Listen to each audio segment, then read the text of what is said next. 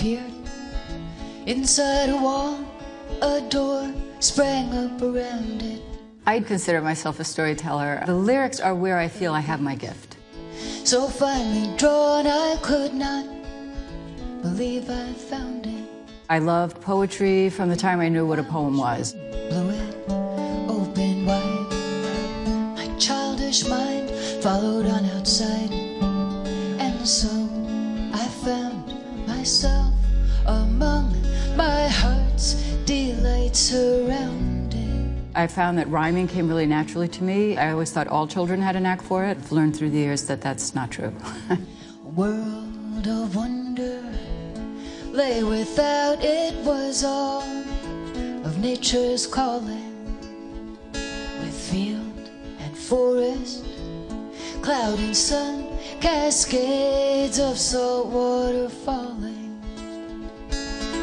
With heights and valleys, dark ravines, ivy thick and wild, deep and thorny scenes, and yet each thing did love its place in the lap of all of nature's sprawling.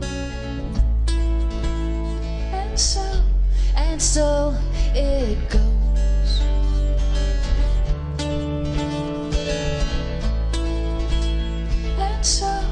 And so it goes.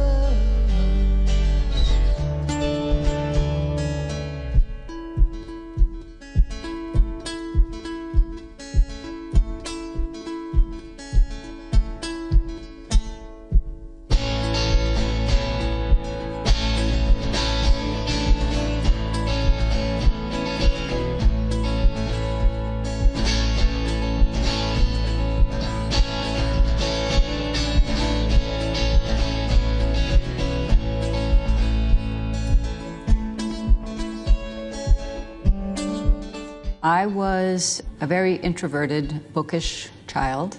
I'm the oldest of four. I grew up in East Harlem and the Upper West Side. I always loved poetry. I learned about poetry when I was probably 4 or 5. We had little rhymes and little songs that my grandmother would sing to me, and we had books around the house that had poetry for children. I started writing poems myself when I was probably 6 or 7. My stepfather played guitar, so I loved the guitar from an early age, and I started playing it when I was about 11. It was easy for me to take the guitar, go off in my room, and write things privately, which is the way I liked to do it. So I think I started writing songs when I was about 14. A man finds a bottle on the bottom shelf, forgotten and covered in dust. The label is already half torn off, but open it up he must. As the corkscrew into the cork it goes, he hears the weird refrain. Do what you like, but never uncork. Cork what you can't contain. Do what you like, but never uncork. Cork what you can't contain.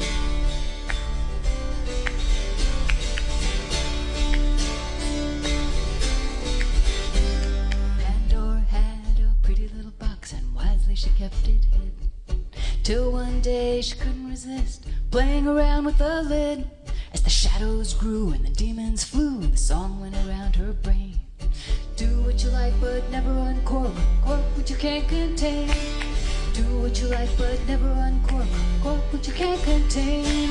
And the shadows grew and the demons flew, and the song went around her brain.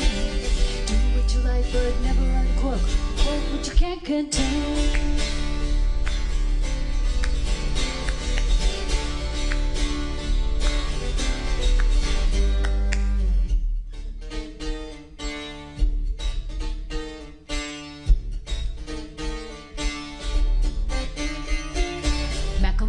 To the thrift shop, he was looking to pop some tags, and he found an ancient oil lamp hidden among the rags. And he picked it up, he rubbed it down, he thought he'd gone insane, 'cause the genie flew out singing never uncork, cork what you can't contain.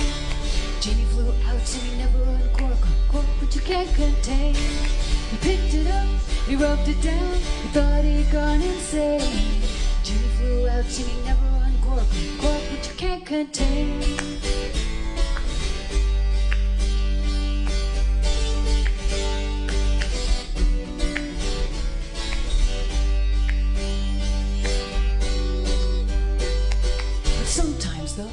have to let out what you're keeping inside.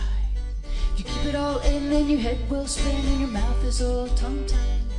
You've got to find the way to say what you say and get it down on the page or the stage. It's the cage for that tiger rage that you can't contain. Yes, the page and the stage is the cage for that tiger rage that you can't contain. For real, the page and the stage is the cage for that tiger rage. What it is that you feel. So, do what you like, but never uncork.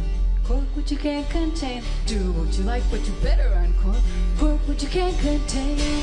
Cause the page and the stage is the cage for that tiger rage that'll cause you pain. Do what you like, but you better uncork. Cork what you can't contain. Having songs when I was a teenager was definitely something that helped me through those years. I went to the High School of Performing Arts, but I went as a dancer. I used to bring my guitar to school all the time and play in the lunchroom and play for my friends at homeroom, and I played for the talent shows. But I did learn a lot from the musicians who played for the classes. I really felt drawn towards them. And in fact, that group was how I got to know about the folk scene in New York. This was in the 70s. I got some advice to go out and start playing in little clubs and just play for the audiences that showed up. That was the advice from one pianist who told me, forget about the music industry. He said, they're running out of vinyl. So the music industry is dying, so don't even bother with that. But just go out and try and find an audience because people just want to be pleased. They want to hear what you'll have to say. And that's what I did when I was 16. I never wear white. White is for virgins, children in summer, brides in the park. My color is black, black, black. Black is for secrets, outlaws and dancers, for the poet of the dark. Black is the truth of my situation, and for those of my station in life, all other colors lie.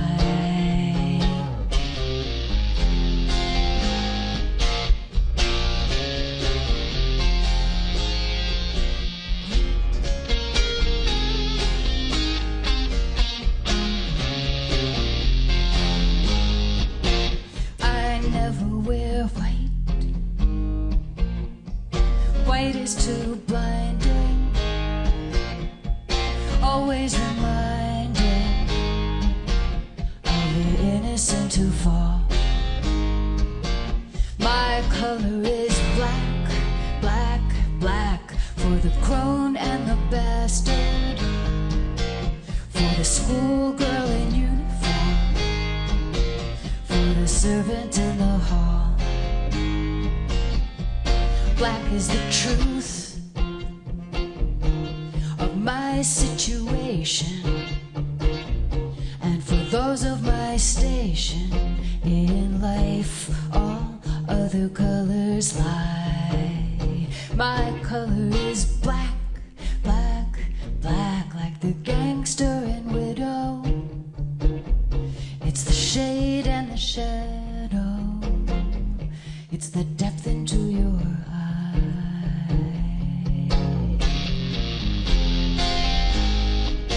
When I first went out to the Village when I was 16, I was turned down all the time. It was mostly the bitter end. I would go to the bitter end, audition every Monday. They would say no thank you, and I would go home. And that went on for a couple of years. And finally it dawned on me that I should go to a different club. I found out about Jack Hardy's group when I was about 20 years old. I was still at Barnard College, and we had an immediate connection. I started to come down to his writing group. That group was based at Folk City, and that's where I sort of built a following for myself. I kind of had a root there, and I played there for about 5 years and worked on my show, worked on how to give a show, how to use the microphone, how to talk to an audience, how to make a set list, all of that. It all kind of came around the early 80s. Do you remember how you walked with me down the street into the square? How the women selling rosemary Press the branches to your chest, promise luck and all the rest, put their fingers in your hair.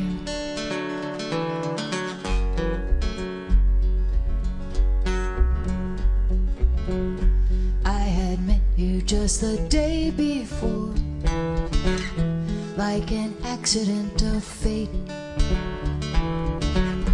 In the window there behind your door, how I wanted to break into that place beneath the skin, but all that would have to wait. In the Carmen of the Martyrs, with the statues in the courtyard, heads and hands were taken in the burden of the sun. I had come to meet you with a question in my footstep. I was going up the hillside, the journey just begun.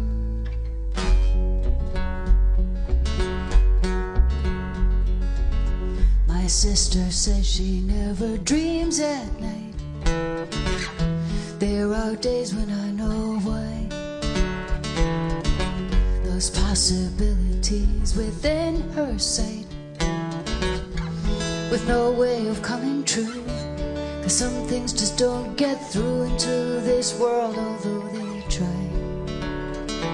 In the Carmen of the Martyrs, with the statues in the courtyard, whose heads and hands were taken in the burden of the sun, I had come to meet you with a question in my footstep.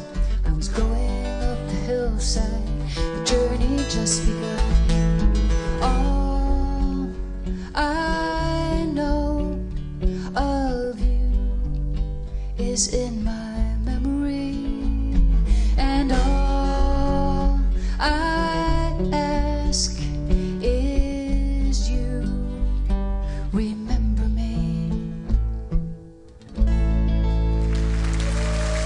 The lyrics are really what I go over and go over again and make sure that every word is what I need it to be. I really have had to work on my melody writing as I've gotten older, and I'm influenced by great melody writers like Elvis Costello or Paul McCartney. I really listen to them and I try and see what it is that they've done that's so beautiful. When I was young, my father told me that he thought I had a gift for metaphor. What he meant by that is that when I have a feeling or an idea, I tend to experience that visually. Something occurs to me, it comes up into my mind's eye, and I see it clearly, and that is usually what I'm trying to express in a song.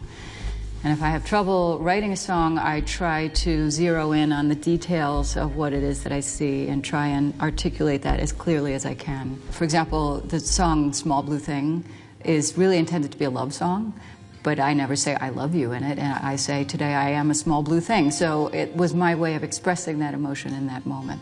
So that's how I operate. Today I am a small blue thing, like a marble or an eye. With my knees against my mouth, I am perfectly round. I am watching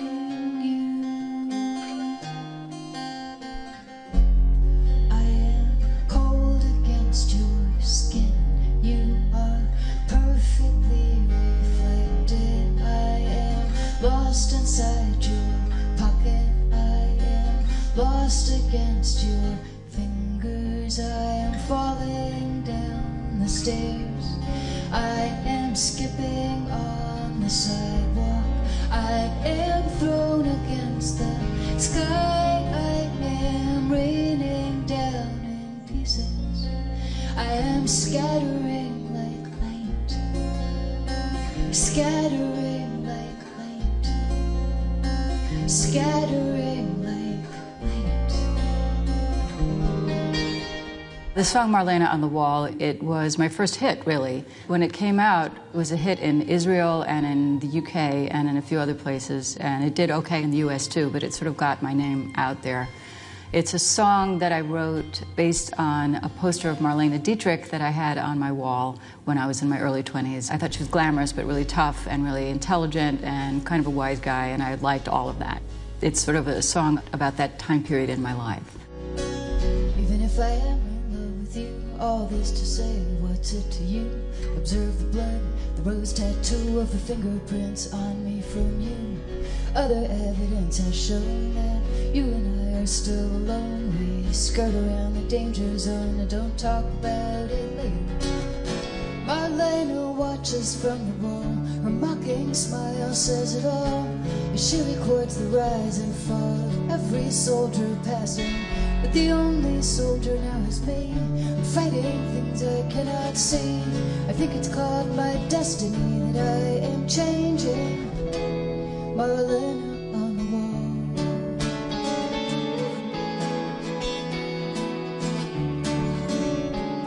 Well, I walked to your house in the afternoon by the butcher shop with the sawdust strewn.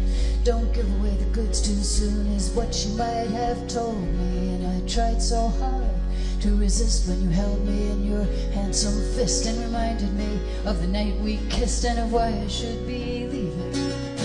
Marlena watches from the wall, her mocking smile says it all. She records the rise and fall of every soldier passing. But the only soldier now is me. I'm fighting things I cannot see. I think it's called my destiny that I am changing. Marlena.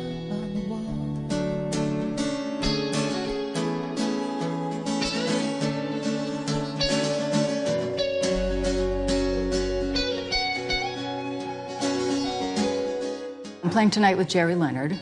Jerry Leonard is this great guitar player from Dublin. He's not just a guitar player, he's my musical director, and he's also been the musical director for David Bowie and for Rufus Wainwright. So he's got a really great range of what he's capable of on the guitar. We travel together as a duo, and we've worked together on and off for 15 years now. We have this really great dynamic.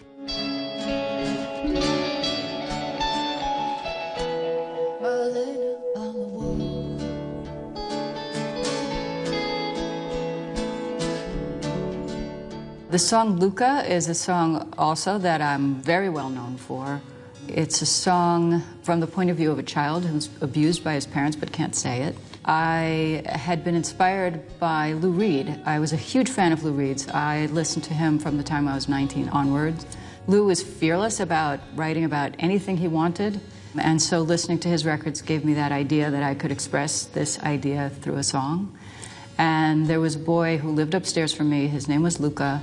He was not an abused child, as far as I know, but the name was so striking to me and so universal that I felt that it would work in that context. And I must say it worked beyond my wildest dreams. I had thought of it as a private song about a small issue, and my manager at the time, Ron Fierstein, saw the potential in it and said, this is a song about a social issue, and I think this could really be big. And I was very skeptical, but I said, okay, let's go for it, and the rest is history, as they say. My name is Luca. I live on the second floor. I live upstairs from you. Guess I think you've seen me before.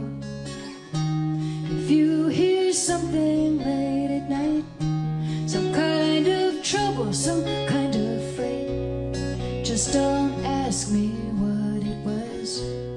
Just don't ask me what it was. Just don't ask me what it was. I think it's 'cause I'm clumsy. I try not to talk too loud. Maybe it's because I'm crazy.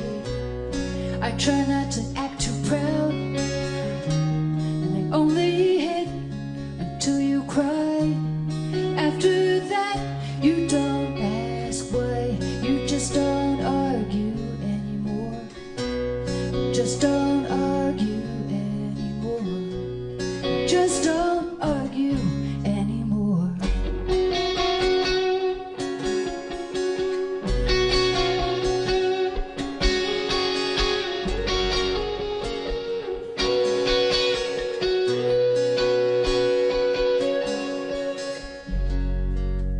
Yes, I think I'm okay. I walked into the door again. Well, if you ask ask, that's what I'll say. It's not your business anyway.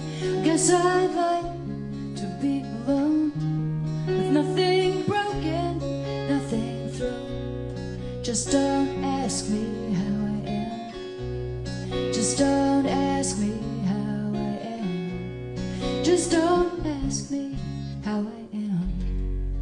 My name is Luca. I live on the second floor. I live upstairs from you. Yes, I think you've seen me before.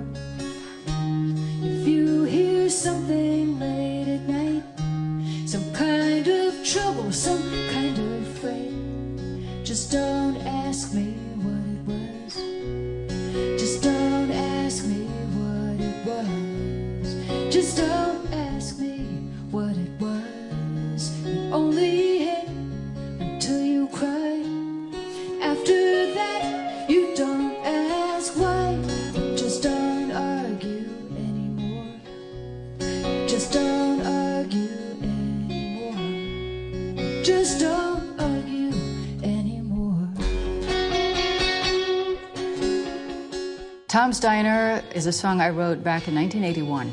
I wrote it based on the real Tom's Restaurant on 112th Street and Broadway. When I first wrote the song, I heard a kind of piano accompaniment, but I don't play piano, so I started to sing it a cappella, and I found that it worked. Later on in my recording career, we recorded it, and we recorded it a cappella, which changed the whole course of my career, really, because it meant that anybody could take it and sample it and remix it, and the first people to do that was this duo called DNA.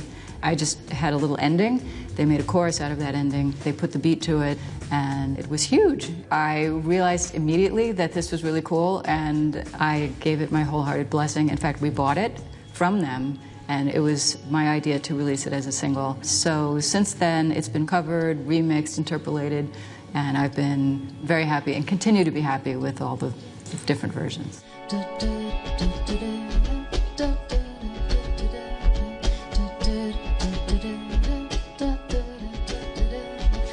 Sitting in the morning, the diner on the corner. I am waiting at the counter for the man to pour the coffee, and he fills it only halfway. And before I even argue, he is looking out the window at somebody coming in.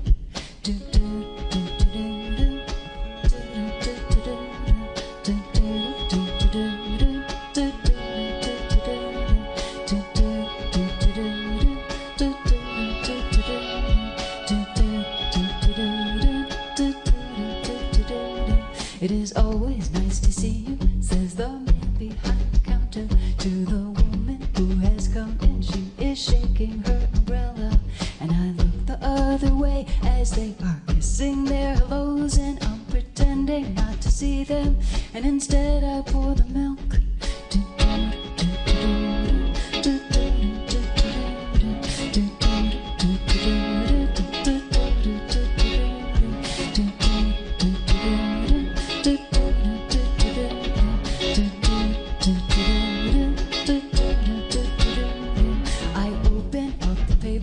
There's a story of an actor who had died while he was drinking. It was no one I had heard of, and I'm turning to the horoscope and looking for the funnies when I'm feeling someone watching me, and so I raise my head.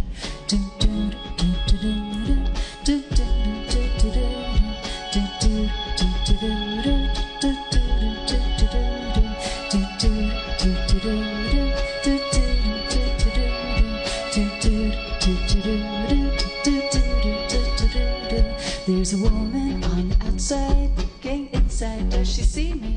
No, she does not really see me, 'cause she sees her own reflection. And I'm trying not to notice that she's hitching up her skirt, and while she's straightening her stockings, her hair has gotten wet.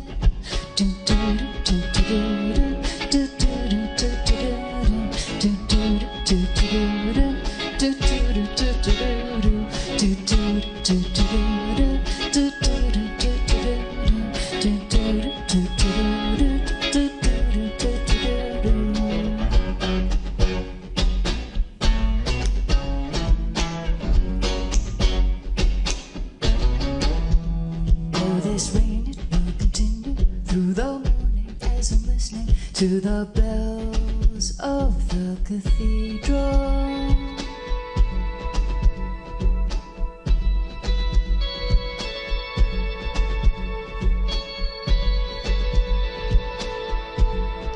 I am thinking of your voice and of the midnight picnic once upon a time before the rain began. And I finish up my coffee and it's time to catch the train.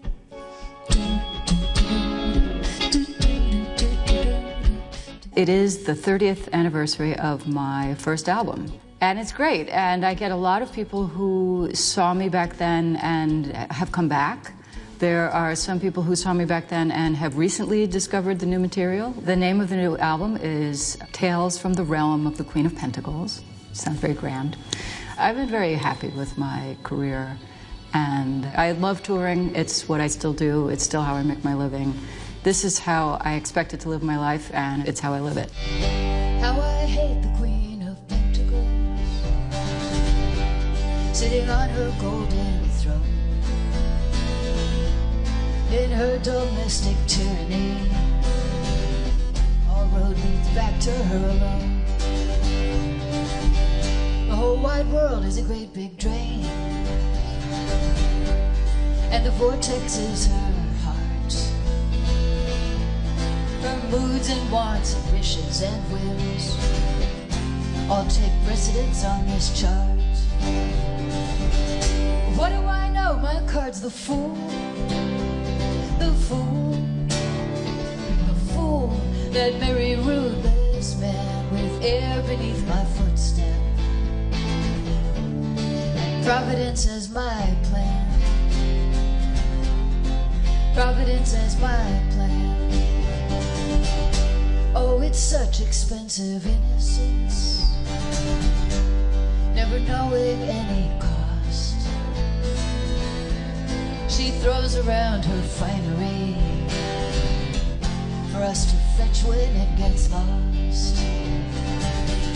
I do consider myself a spiritual person. I really believe in education. I really believe that kids who grow up in poverty need to be educated, and that arts and education are the way out of that kind of world. My stepfather, who raised me, was very clear about that, and that has really been the way out for me. So I'm still very introspective, still read a lot, but very curious about being an artist and try to express myself in as many ways as I can. What do I know? My card's the Fool. The fool, the fool, that merry ruthless man with air beneath my footstep. And Providence as my plan. Providence as my plan.